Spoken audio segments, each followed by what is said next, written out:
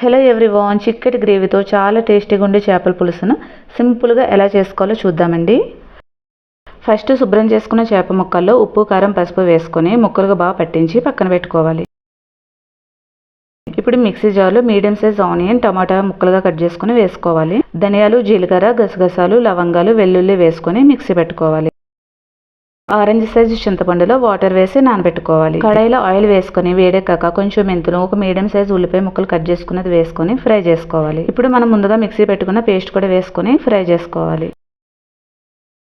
ఇప్పుడు 10 వరకు పచ్చిమిర్చిని ఇలా ఘాట్లు పెట్టుకుని వేసుకొని ఫ్రై చేసుకోవాలి. పచ్చిమిర్చిని ఫస్ట్ ఉల్లిపాయలతో కాకుండా ఇలా మిడిల్లో వేసుకుంటే తినేటప్పుడు చాలా బాగుంటాయి. ఇప్పుడు 2 టేబుల్ స్పూన్స్ కారం, 1 టీ స్పూన్ సాల్ట్, చింతపండు రసం, 2 కప్స్ వరకు వాటర్ వేసుకొని అన్నీ ఒకసారి కలుపుకొని మూత పెట్టి కుక్ చేసుకోవాలి. పులుసు మసులుతున్నప్పుడు మ్యారినేట్ చేసుకున్న చేప ముక్కలు వేసుకొని గరిటతో కలుపుకుండా కడాయితో కలుపుకొని కుక్ చేసుకోవాలి.